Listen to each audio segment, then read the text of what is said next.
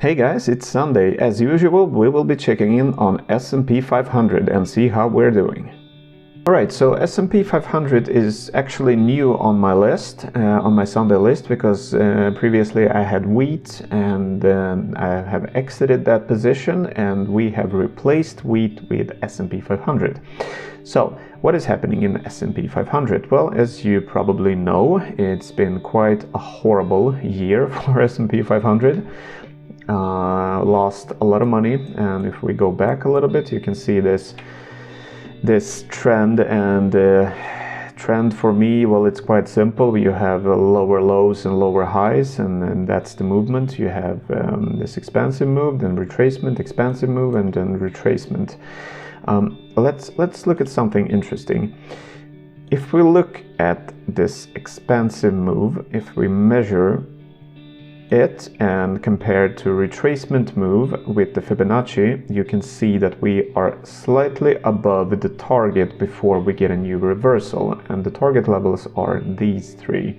So with Fibonacci, I am looking for a reversal from an expansive move within these three lines, and as you can see, slightly above, and then we get a reversal. Then we're going to measure the next move, and it is this move. That is the expansive move, and what is happening?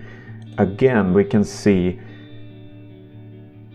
a reversal slightly above the lines and the levels, and continuation, a new expansive moves downwards. But here is the new situation, and let's have a look. Again, we have this expansive move, and let's measure it. Again, we are slightly above the levels. Now, what does that mean? Does that mean that we're going to continue down?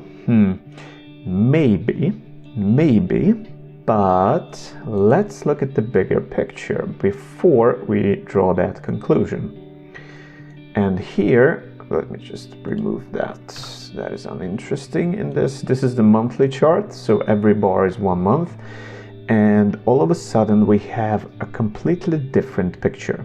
You have this expansive move, you have the retracement, smack in the middle of the Fibonacci levels, you have this beautiful, thick, supportive cloud, and sharp move down, slow down, and what is about this looks to me like it is a start of a reversal.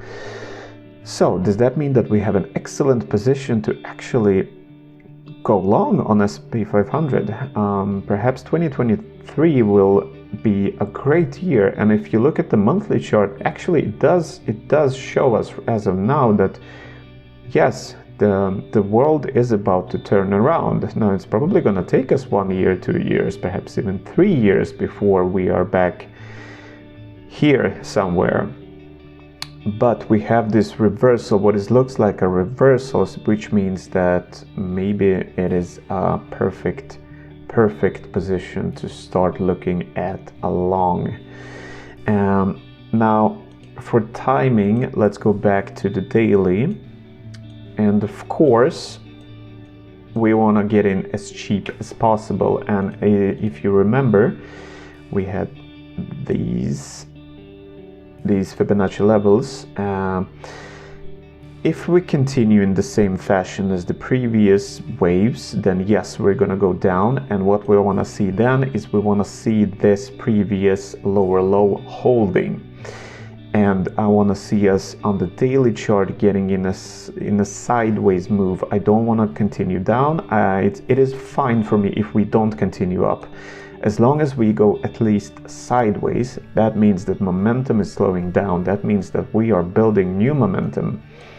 And considering the monthly, the new momentum should be upwards, not downwards.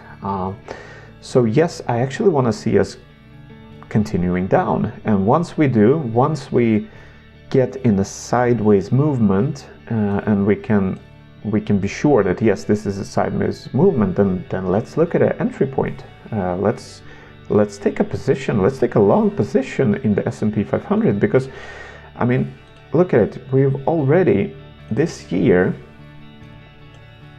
S&P 500 lost 25%. That is a massive move. There's already been a lot of blood on the street, which means, yes, now is actually the time to start looking at long. Let's take a position. Anyway, I will hear from you again, hopefully in 1 week, and hopefully in 1 week we have at least are showing signs of going sideways. So this is S&P 500. For me, it's going to be very interesting to follow it in this couple of weeks. And of course, as soon as I see a good entry position, I will let you know. All right, guys.